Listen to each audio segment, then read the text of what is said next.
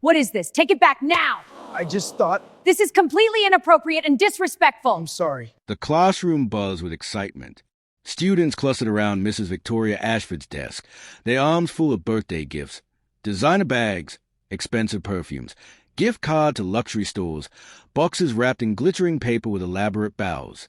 Victoria Ashford was exactly the kind of teacher who inspired such extravagant gifts. At 52, she was impeccably dressed in a cream Chanel suit, her blonde hair styled in perfect waves, her jewelry carefully chosen to look expensive without being ostentatious. She taught English at Prestonwood Academy, the most elite private school in the city, where tuition cost more than most people's annual salary. And she knew exactly how to make her students and their wealthy parents adore her. "Oh, Madison, this is exquisite," Victoria exclaimed, holding up a homie scarf. "Your mother has such impeccable taste. Please thank her for me." Madison Chen, daughter of a tech billionaire, beamed with pride. "And Trevor, darling, is this the limited edition cologne I mentioned?" Victoria opened the box with theatrical delight. "How thoughtful. You remembered." Trevor Morrison, whose father owned half the commercial real estate in the city, grinned. "Only the best for you, Mrs. Ashford." The gift parade continued. Louis Vuitton, Tiffany, Cartier, each one acknowledged with practiced enthusiasm, each student basking in Victoria's approval. At the back of the classroom, unnoticed by most, sat Elijah James. He was a 16-year-old black boy, thin and quiet, always dressed in the same rotation of simple clothes, worn jeans, plain T-shirts, sneakers that had seen better days. His backpack was old and fraying. His notebooks were the cheap kind from the dollar store. Everything about him screamed poverty in a school where everyone else screamed wealth. Elijah watched the gift-giving with an expression that was hard to read. Not envious exactly, not bitter, just observing, like someone watching a performance they'd seen many times before. What none of them knew, what Elijah had carefully ensured no one would ever know, was that he was probably the wealthiest person in the entire building. Elijah's grandfather had founded James Energy Corporation, one of the largest renewable energy companies in the world. His family's net worth was in the billions. They owned properties on 3 continents, had a private jet, employed hundreds of people. But Elijah's grandfather had also believed something deeply, that wealth without humility bred monsters. That children raised with privilege and no understanding of struggle became cruel, entitled, disconnected from the reality most people lived. So he'd made his grandson a deal. "You want to inherit this company one day? You want to understand what we built and why it matters. Then you spend your high school years living like everyone else.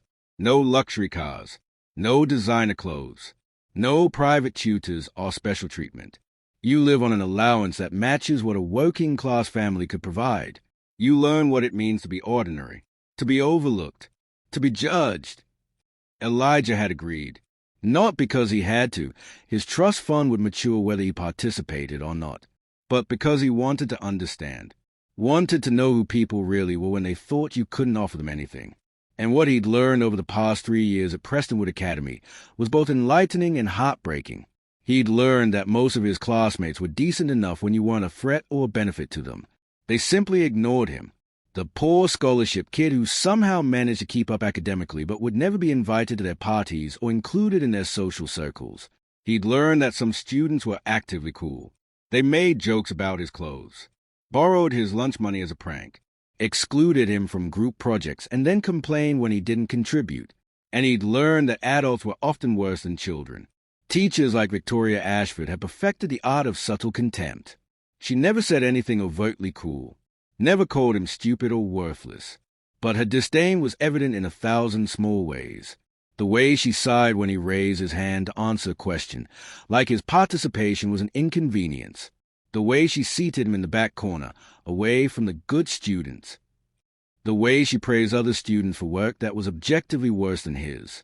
The way she'd forget to include him in class photos or special recognition ceremonies. The way she looked at him, when she bothered to look at him at all, like he was something distasteful she'd found on the bottom of her expensive shoes. But today was different. Today, Elijah had decided to conduct an experiment, a test of character that would reveal exactly who Victoria Ashford really was. He reached into his backpack and pulled out a small box. It was wrapped in plain brown paper. No ribbons, no bows, nothing fancy. Inside was something that had belonged to his late grandmother, a diamond that had been in his family for 3 generations. 5 carats. Flawless. Appraised at $5 million.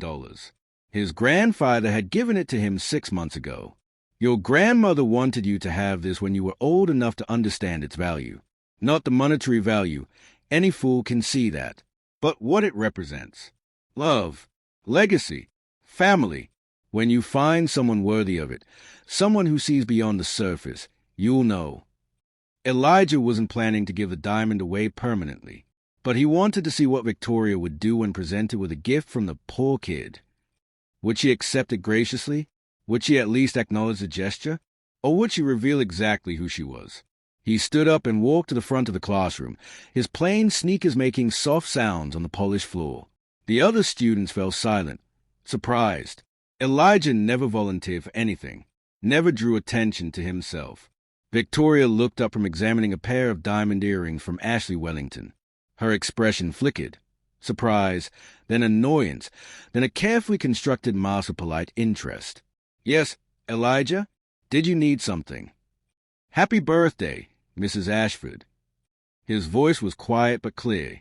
He held out the small brown wrap box. I wanted to give you something. The classroom went completely silent. Victoria stared at the box like he'd offered her a dead rat. Several students exchanged glances. Some looked uncomfortable. Others looked eager, sensing drama. Oh! Victoria's voice was carefully controlled. That's very sweet, Elijah. But really, you shouldn't have. I'm sure you have better uses for your money. The condescension was thick enough to cut with a knife. The implication clear. Whatever pittance you spent on this, you should have saved it for something you actually need. Like better clothes. Or food. It's okay, Elijah said, still holding out the box. I wanted to. Victoria glanced at her other students, her real students, the ones who mattered, and Elijah saw the calculation in her eyes. She could accept this graciously and move on, or she could make an example.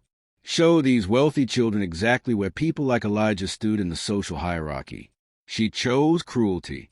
Elijah, Victoria said, her tone shifting to something harder. I appreciate the gesture. I really do. But I have a policy about accepting gifts from students.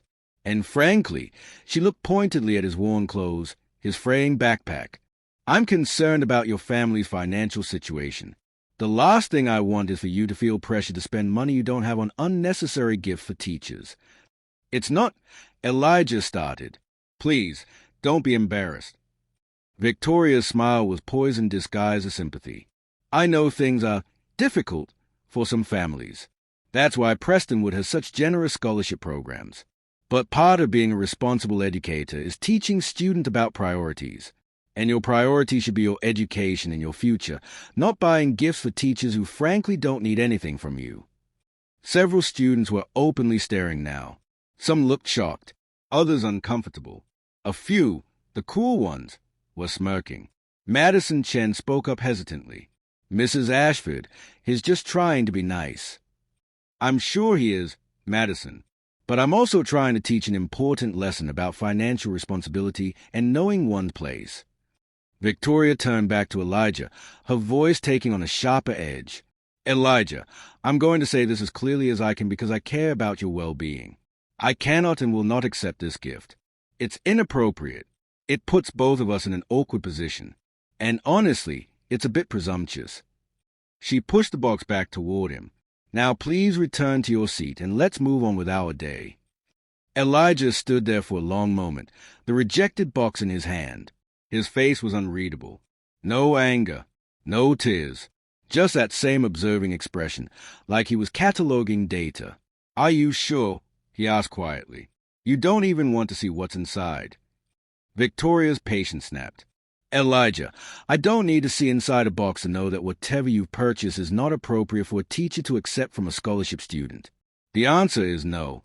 Absolutely, definitively, no. Now sit down before this becomes a disciplinary issue. Elijah nodded slowly. Okay. He walked back to his seat and placed the box in his backpack. Around him, students whispered, Victoria clapped her hands sharply. That's quite enough. Let's not make this more dramatic than it needs to be. Elijah meant well, but there are boundaries that must be maintained. She picked up Ashley's diamond earrings again, her smile returning. Now, where were we? Ashley, these are absolutely stunning. The class moved on, but Elijah sat in his corner, and something had changed in his expression. The experiment was over. The data was collected. Victoria Ashford had shown him exactly who she was. The rest of the day passed normally. Lunch, afternoon classes, final bell. Elijah was packing up his worn backpack when he felt someone approach. He looked up to see Madison Chen, one of the few students who'd occasionally been kind to him. Hey, she said quietly. I'm sorry about what happened earlier. Mrs. Ashford was. That was really rude. It's okay, Elijah said. It's not okay. You were just trying to do something nice. Madison hesitated. For what it's worth, I think she's wrong. About a lot of things. Elijah smiled slightly. Thanks, Madison. That means something. After Madison left, Elijah pulled out his phone and made a call. Grandfather? It's me. Yeah, I'm fine. Listen, I need you to do something for me tomorrow. Can you come to the school? No, everything's fine. I just think it's time. Time to end the experiment. Yeah, I'm sure. I learned what I needed to learn. He hung up and looked at the small brown box in his backpack one more time. Tomorrow was going to be very interesting. The next morning, Prestonwood Academy's main office was in controlled chaos. Mr. James is waiting in conference room A. The headmaster's secretary whispered urgently into the phone. Yes, that Mr. James. Richard James, from James Energy Corporation, is here to speak with Mrs. Ashford.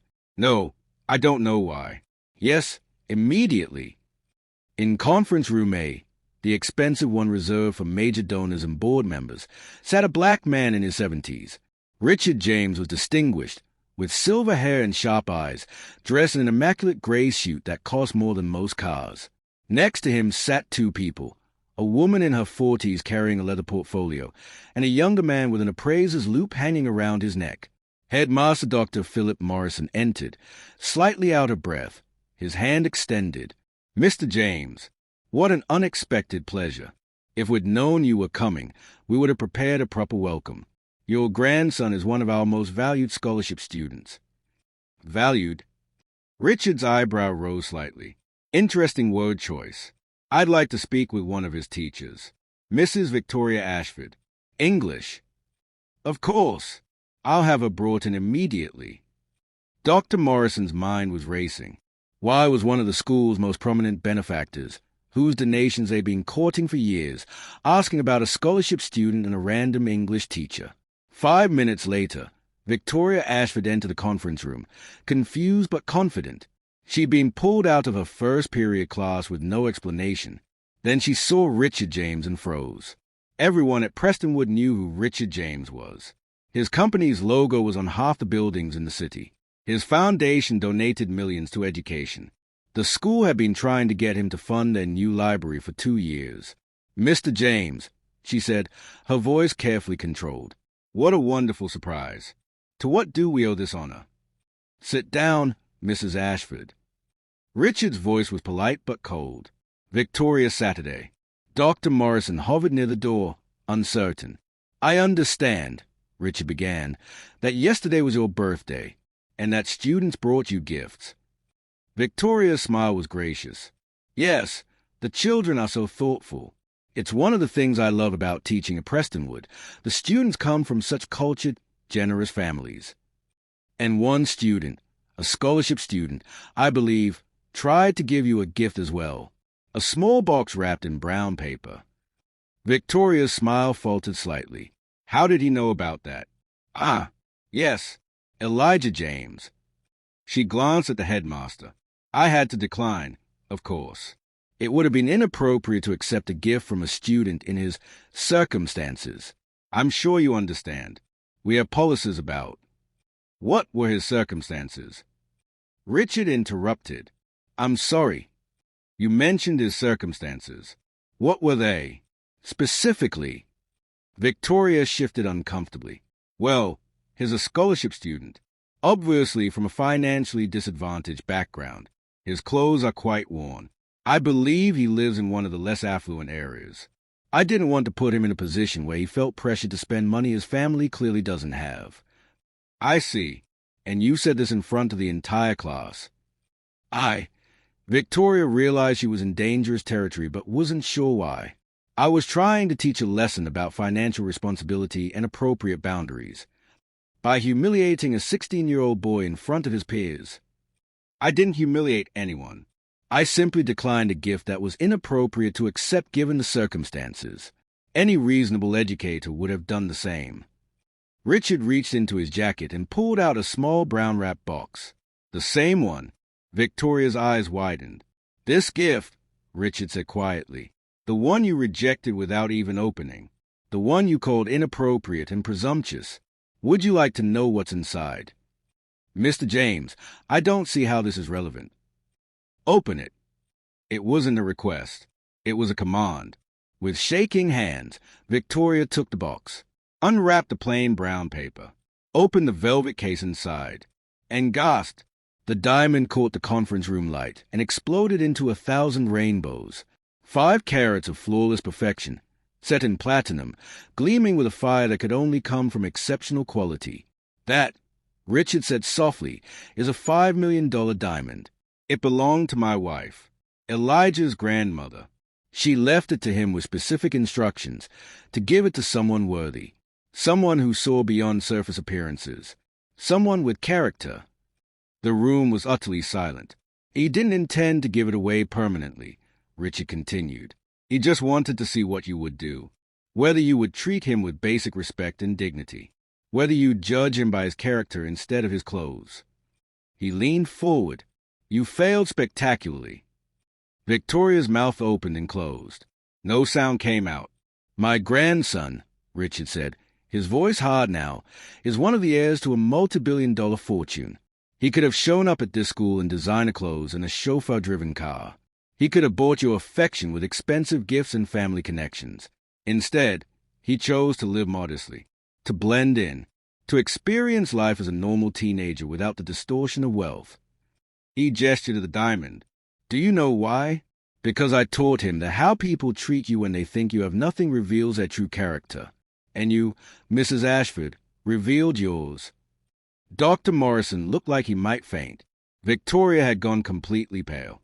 For 3 years, Richard continued, Elijah has attended this school. For 3 years, he's documented how he's been treated. The subtle discrimination, the casual cruelty, the way teachers like you look right through students you deem unworthy of your time. The woman with a portfolio opened it and slid documents across the table. These are contemporaneous notes Elijah kept. Dates, times, specific incidents, including yesterday's public humiliation. She looked at Victoria with cold eyes. I'm Sarah Chen, by the way, attorney. We'll be using these in our lawsuit against the school for creating a hostile educational environment and discriminatory practices. Lawsuit. Dr. Morrison's voice cracked. Mr. James, surely we can discuss. There's nothing to discuss. Richard stood. My grandson will be withdrawing from Prestonwood effective immediately. He's learned everything he needed to learn here, and not the things you were supposed to teach him. He looked at Victoria. You had a student who worked harder than anyone in your class, who wrote essays that were brilliant, who participated thoughtfully in discussions, who respected you despite having every reason not to, and you dismissed him as worthless because his clothes came from Target instead of Nordstrom. Mr. James, I had no idea. That's a problem. Richard cut her off sharply. You had no idea, because you never bothered to look, never bothered to see him as a human being deserving of basic dignity. He picked up the diamond. This is worth $5 million. But do you know what it was really worth? A simple thank you. A moment of kindness. Basic human decency regardless of perceived social status. That's all my grandson was testing for. And you couldn't even manage that. Victoria was crying now, mascara running down her face. Please, I didn't know. If I had known who he was. If you had known. Richard's voice thundered through the room. That's exactly the problem. You would have treated him differently if you'd known he was wealthy. You would have accepted his gift, praised his thoughtfulness, maybe even featured him prominently in class, all because of his bank account. He leaned down, his voice dropping to something more dangerous than shouting. That makes it worse, Mrs. Ashford. So much worse. Because it means you're not just cool, you're calculating. You measure human worth in dollars. You reserve your kindness for people who can benefit you. That's not teaching. That's prostituting your integrity. He straightened up. You're done at this school. I'm making it a condition of my continued support. Either she goes, or my foundation's funding goes. That's $12 million over the next 5 years. He looked at the headmaster. Your choice. Dr. Morrison didn't hesitate. Mrs. Ashford, you're suspended effective immediately pending termination proceedings. Please clear out your classroom by end of day. Victoria's face crumpled. You can't. This is my career. I've been here 15 years. You should have thought of that before you publicly humiliated a student for being poor, Dr. Morrison said coldly, suddenly very aware of the $12 million walking out the door if he didn't handle this correctly. Security will escort you to your classroom. 30 minutes later, Elijah was called out of his calculus class. He found his grandfather waiting in the hallway, a slight smile on his weathered face. Hey, kiddo. Hey, grandfather. Elijah's voice was soft. Did you? I did. It's done. Mrs. Ashford has been terminated. The school is implementing new sensitivity training and oversight procedures, and you're free to either stay or transfer. Your choice. Elijah nodded slowly. I think I'm done here. I learned what I needed to learn. And what did you learn? Elijah thought for a moment. That most people are exactly who they show you when they think it costs nothing to be cruel. That kindness isn't a transaction, it's a character trait. And that the people who deserve respect the least often demand it the most. Richard put his arm around his grandson's shoulders. Wise beyond your years. Your grandmother would be proud. I wish he'd been wrong, Elijah said quietly, about the diamond test. I wish Mrs. Ashford would just be kind. Just once. Not because she knew who I was, but because it's the right thing to do. I know, but now you understand something crucial about people in power.